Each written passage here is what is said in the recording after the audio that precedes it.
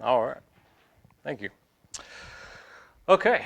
So I feel like as I've been listening this morning, everybody's been stealing my thunder. Maybe I'm just the paid person who's going to come up here and say, yes, everything they said, it does work so far. So I'm Justin Adams. Like he said, me and my wife own Nurture Land's farm in Princeton, Kentucky. We are a first-generation farm. I did not grow up on a farm. I grew up in Paducah. I was interested in farming. I was interested in animals. I went to Murray State and got a bachelor's in agricultural science, focusing on animal health technology, basically pre-vet. Didn't go to vet school, though. Worked for the USDA for a while. And then I taught animal health technology at a small college in Louisville and Cincinnati. And that time I went to Colorado State, got a master's degree, trying to get all of my farming knowledge at somewhat of a base level. When you don't grow up on a farm, there's a lot you don't know, and you don't know what you don't know until you start doing it. So I had to kind of get that base knowledge going. So in 2016, we finally decided we were tired of living in the city. We started having babies. We wanted to move out onto a farm, and so that's what brought us to Princeton from Cincinnati. So right now we raise and sell grass-finished beef, organic pastured poultry, forest-raised pork. We also do pastured layers. That's not really part of the enterprise. That's more for our benefit. And also my oldest son, he does that as well. We're not certified organic. Someone was asking me about that earlier.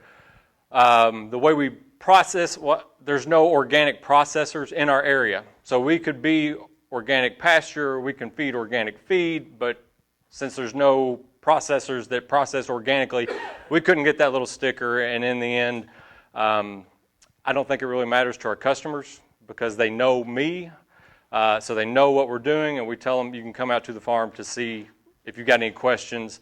So, we feed an organic feed to the chickens, to the hogs, but we're not certified, and honestly, I don't think it really matters. We're not in the store. People aren't comparing my product with something else right next to it, so I don't think that's a big deal for us. So it's our mission to produce nutritious food while improving the land and create a welcoming environment for clients and community to foster conversation about the way food is produced. So the farm, as he said, when we moved on to it, it had been rented out as horse pasture. So improving the land was critical for us. And really we had to do it the cheapest way possible. So luckily, I had been exposed to rotational grazing and all these things. We didn't have money for equipment, for seed, for all these things. So luckily what we do worked out well for us to improve the land. So Nurtured Lands Farm, where did that come from? If you've ever read Wendell Berry or The Unsettling of America, there was something, the first time I heard it, I listened to a lot of audio books, so I didn't read it, I heard it. First time I heard this, it really hit me as to what we do. It says the exploiter's goal is money and profit. The nurturer's goal is health. His land's health, his own, his family's, his communities, his country's. Whereas the exploiter asks a piece of land how much and how quickly it can be made to produce, the nurturer asks a question that is much more complex and difficult. What is its carrying capacity? So everything we do on the farm isn't about how much money can we make this year, how big of a profit can we turn. It's, is this decision going to enhance the soil or is it going to degrade the soil? So our core values as a farm and as a family are the health, diversity, animal welfare, and including family on the farm. So it's our goal, first and foremost, to improve the soil. We believe that if the soil is healthy, the forages will be healthy, the animals will be healthy. In turn, we eat the animals, and so that will bring us health as well. This is a picture of the farm. As you can see, it's broken up into several different sections. I may come back to this picture later to talk about the rotational grazing. So we started on this farm. There was only exterior fencing. There was 3 ponds with no real built-in water system. The forage was a lot of broom sedge, dirt patches, annual weeds. There was a little bit of a fescue base. So to improve the pasture, we started with rotational grazing. The focus was to leave plenty of residue. I believe Jim may have talked about this earlier. Leaving that residue is important. Well, I know Chris talked about the soil temperature. It builds organic matter, keeps the soil temperature low, and also in water retention. So if you've just got dirt exposed to the sun, it may rain one day, you go out the next day, the sun's shining, that dirt's going to be dried out. Leaving that residue on the ground, it holds that water into the ground longer, and it's going to be there for the plants, helping to build organic matter, and like I said, keeping the soil protected. The rotational grazing, when we started, it's kind of hit and miss, asking a lot of questions. Should I move them? Should I leave them another day? Luckily, someone I knew very well, he told me, if you're ever in doubt of whether you should leave them for one more day or move them, is there enough grass here for one more day? Just move them, because you're probably wrong. You're always going to overestimate, and you're never going to hurt it by letting it rest for another day, but you can really hurt it by letting them graze for one more day. You can set yourself back a lot. We do bale grazing. I know there will be another presentation about that. We pick spots with heavy weeds or thin forage to bale graze, and then we're usually come back in the spring and we're going to overseed, usually broadcast seeding. We import hay. I don't cut any hay off of our land. I'd rather bring in somebody else's nutrients that they've grown than to move the nutrients around on my land. Plus, I don't have hay equipment. I don't want hay equipment. As Chris talked about, cutting hay, there's a lot that can go wrong. So I've tried to find people that I trust that grow good hay and bring that in. I'll talk about challenges later, and finding good hay is definitely one of them. It's hard to find a consistent supply. Frost seeding. This is something that we've done just about every year. Late February, early March, going out and broadcast seeding red clover, white clover, Korean lespedeza. I've never planted any cool season grasses. The fescue is there. It wants to be there, so I utilize it. We all know it's got the endophyte in it. By using that red clover, they mentioned it earlier, it combats the vasoconstriction, and it really helps the animals. Since the first 1 or 2 years on the farm, I've never had any problems with animals in fescue, rot, fescue foot, anything like that. So we stockpile fescue late in the summer and the fall. I'll feed hay. I'm feeding hay right now. Probably feed hay well into November, a couple rolls, and that way I'm just stockpiling fescue. I always pick a place that needs a little bit of renovation, and that's where I'll do my bale grazing this time of year, and then the rest of the farm is just stockpiling fescue. So I'll start grazing again, and we're just strip grazing. I only move the fence forward. I don't back fence, so they can always come back. And then, I can get through the middle of January, probably, just grazing stockpile fescue, and then feed a little bit more hay in February. Middle of March, I'm ready to start grazing again, and I may feed a little bit of hay when that spring flush comes out, just to kind of balance them out. But it really is a good way to get through the winter. And I'll mow maybe once in the spring, maybe once in the fall, just to knock down any brushy areas. We still have a lot of annual weeds. Try to control that a little bit, control thistle, things like that. But again, leave that residue.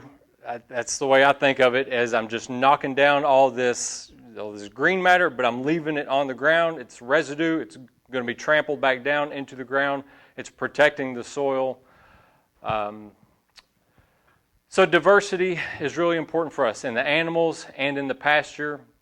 It's one of the reasons We've never just come in and sprayed out everything and planted a monocrop. We've had the opportunity to do that. We were going to get grants to round up an entire pasture and plant fescue. I never wanted to do that because, that broom sedge in the middle of the summer, nothing else may be growing, but broom sedge will grow and the cows eat it. And it's not perfect, but it's something that's there, that's usable. So it just never seemed like a good idea to put all our eggs in one basket. Same thing with with having the cows, the chicken, the pork. As a business, it's nice to have these different products. A lot of people, all they want is chicken breast. Okay, but I've got some ground beef. They may want to buy some of that. Some people only want ribeye steaks, but every now and then they'll buy a couple of chicken thighs. And we don't have a constant supply. We take a cow to slaughter every 2 months maybe, so I may run out of fillets pretty quick. But I've got chicken that's coming that's a product. I've got breakfast sausage. I've got pork chops. So having a diversity in products to sell is really important for us as well. So grass-finished beef is our main focus probably. We're only on 50 acres. So I probably should have started there. We have 35 acres of pasture. So we're a really small farm.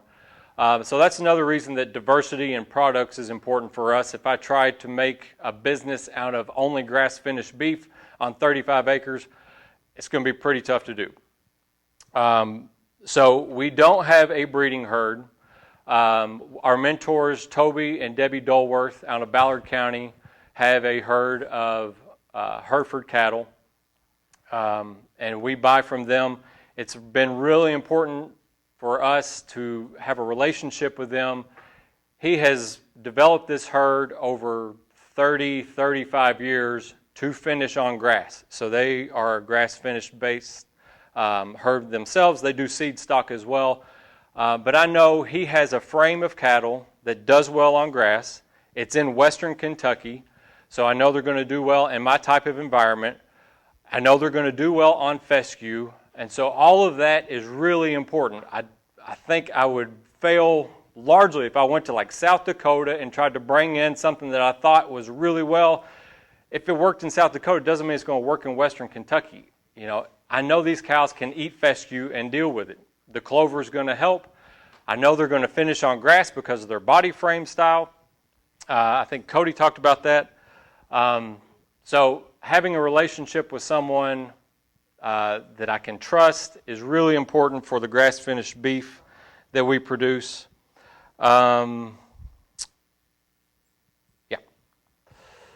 The pork, we raise it in the woods. So I don't call it pasture-raised pork because a lot of the times I keep them off the pasture. They may start on pasture and I move them around a little bit.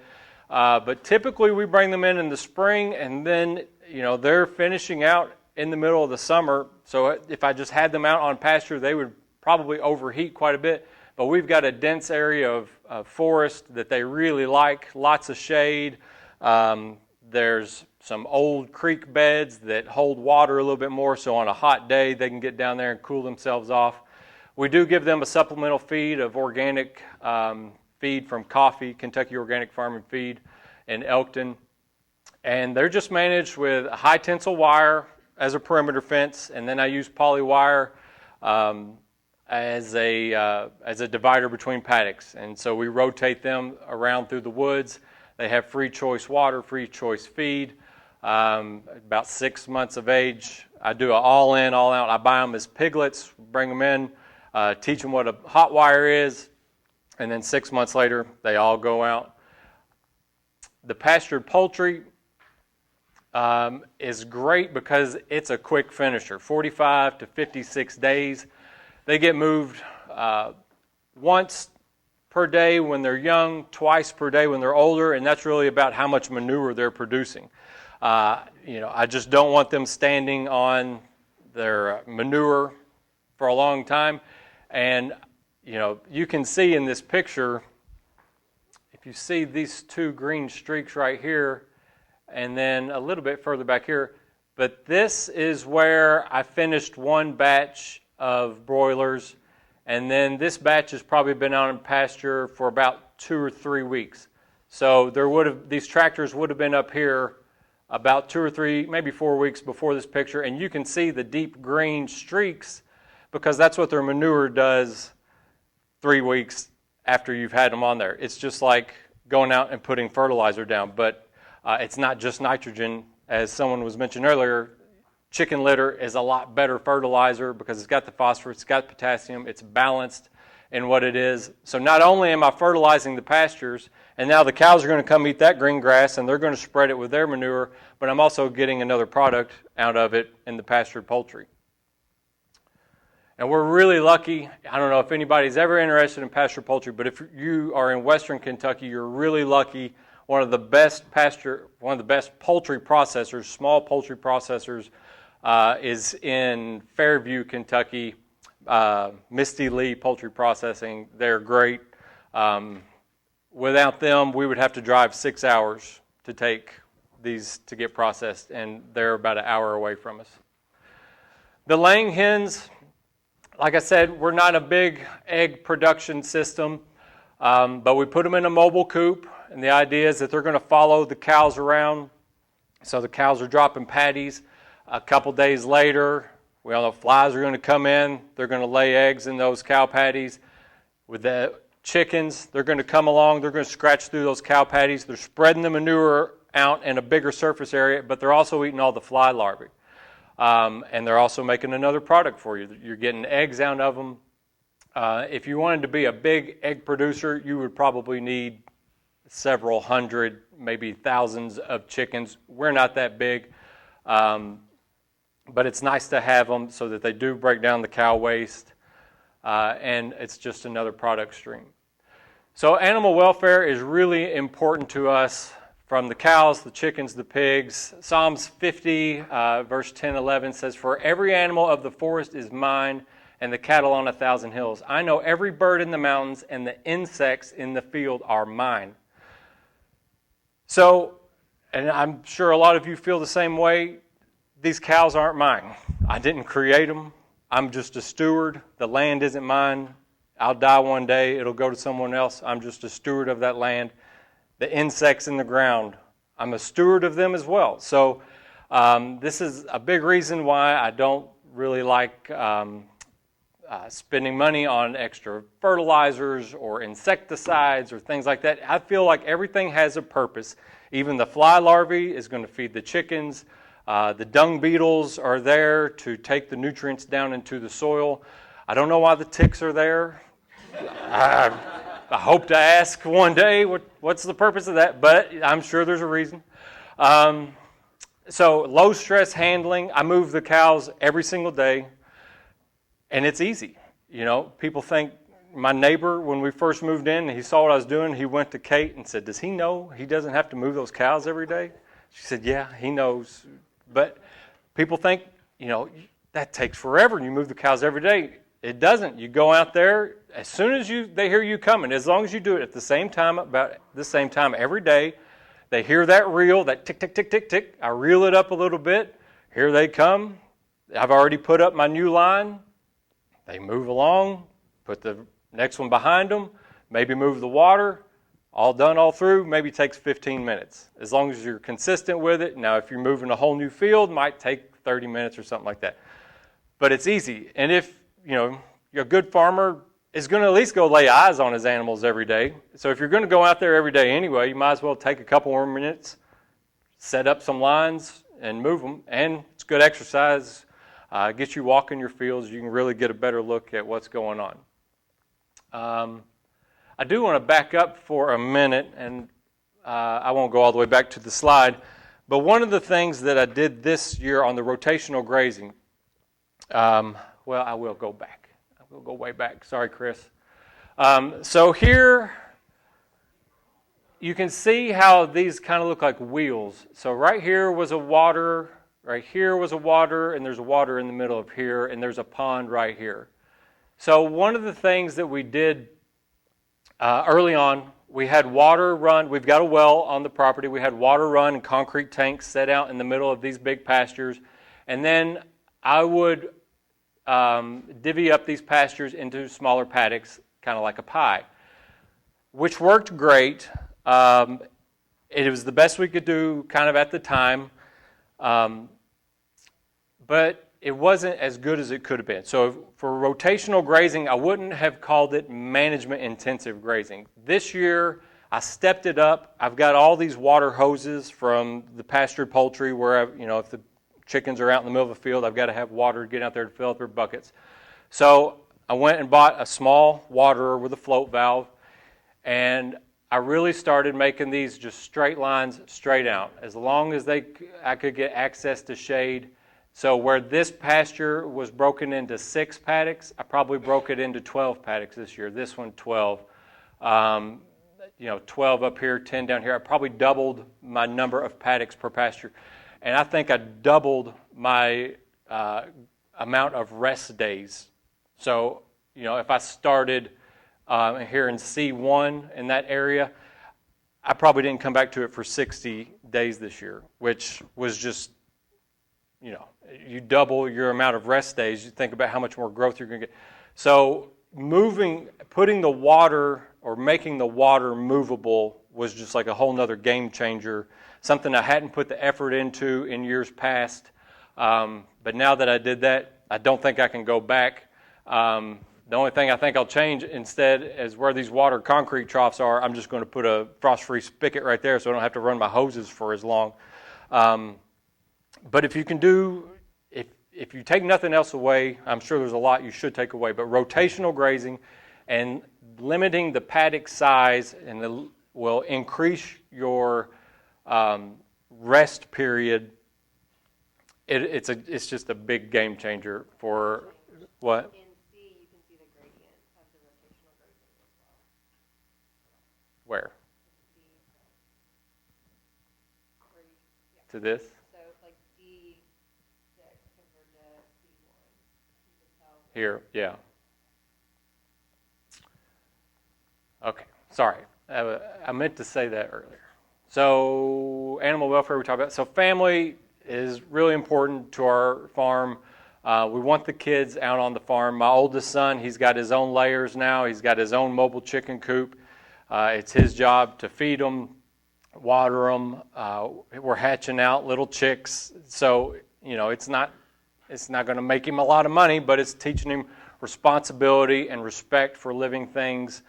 It's just really important. Just a whole nother reason why we do what we do on the farm. So challenges that I've come across.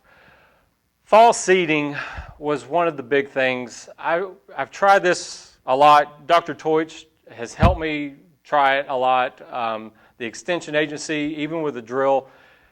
With the weather patterns that we've had, if you're not going to spray out an entire pasture, if you can't do all the prep work, then it's just, I've had really bad luck getting fall seeding to come along. And most of it seems to be, anytime I seed in September, you're just not going to get any rain for 6 weeks.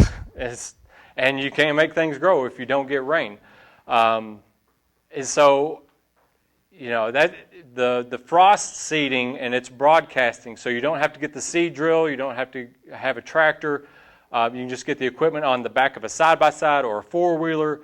That works a lot better because the weather is going to cooperate a lot more if you can get the seed on the ground in February. It also works well if you've done your stockpile grazing. Everything is grazed down to a minimal height. The seed can get soil contact a lot better, and then as it frosts, the ground's opening up, and then you get those rains in March. And that seems to be a lot better for me. Bale grazing with poor hay. I don't know if Dr. Halick, if you mentioned this at all, but one of the problems I used to have was poor hay quality. If you get poor hay quality, the cows don't want to clean it up. They're going to pick and choose what they want to eat through that bale, and then you walk out there and there's a huge mass, fibrous mass of uneaten hay.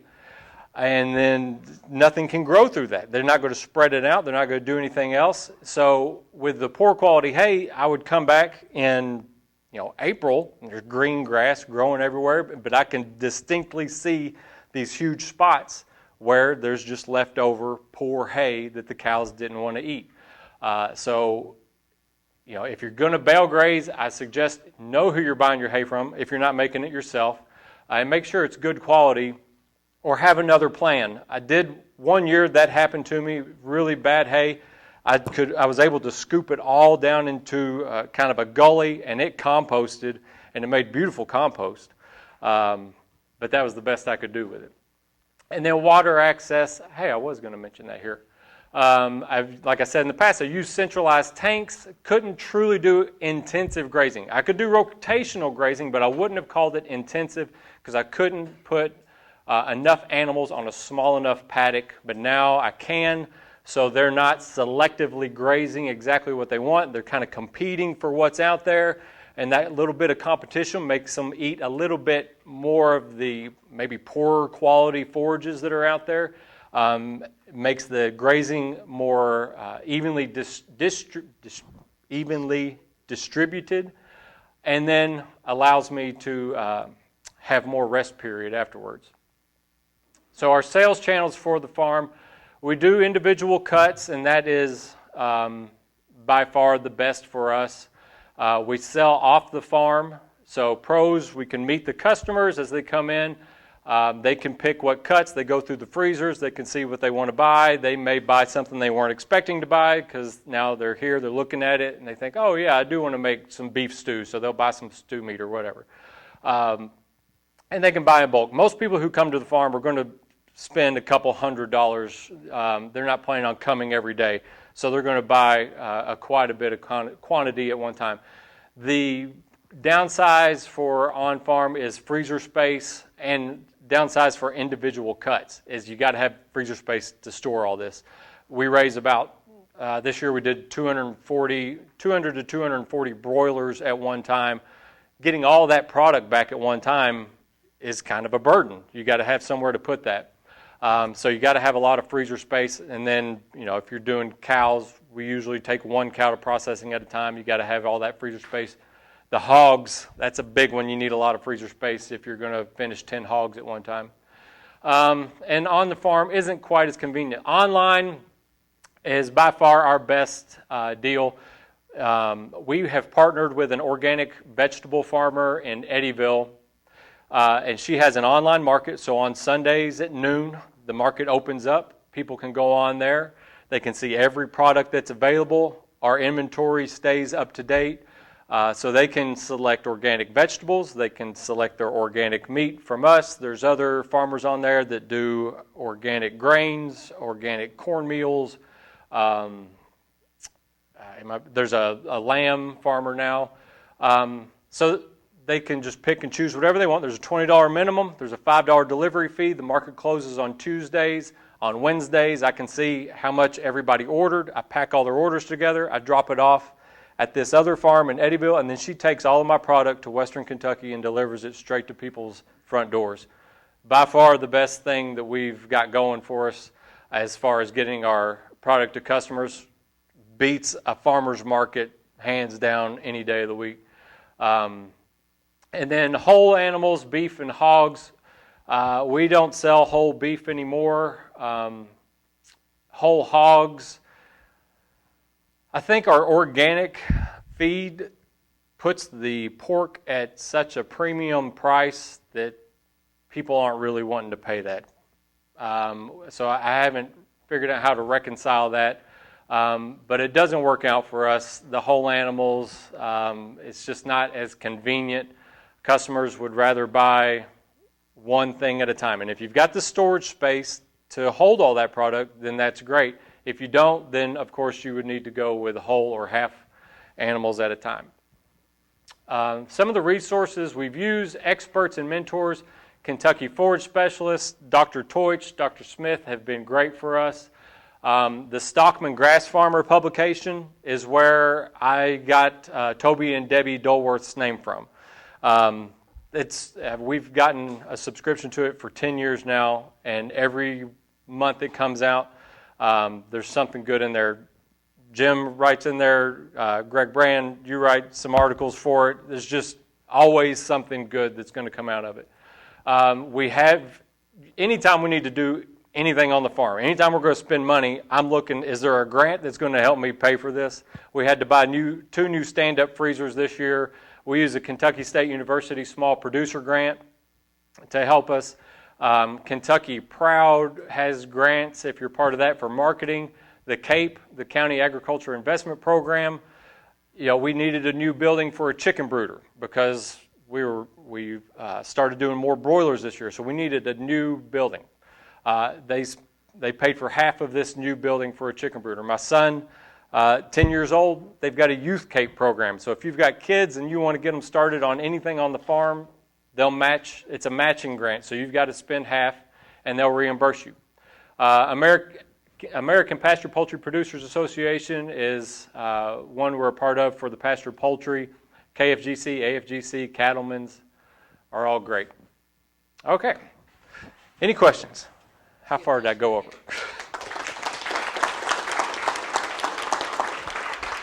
Was I way over? A real benefit to us is we got to hear the whole story. We had Justin competes at AFGC and we did it to 15 minutes. So you went over a bit, but it mattered. Sorry. Yeah. Questions? Thanks. What's the stocking rate on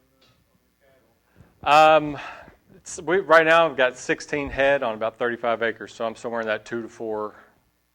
Yeah. Type of hogs and stocking rate on them? The type is kind of just whatever I get. Duroc, Berkshire, crosses seem to be popular. I haven't done anything with the Cooney. I see that's popular with some people. I haven't tried that. I really just look around for local producers and see. You don't buy from the same place every time? I haven't. I wanted to.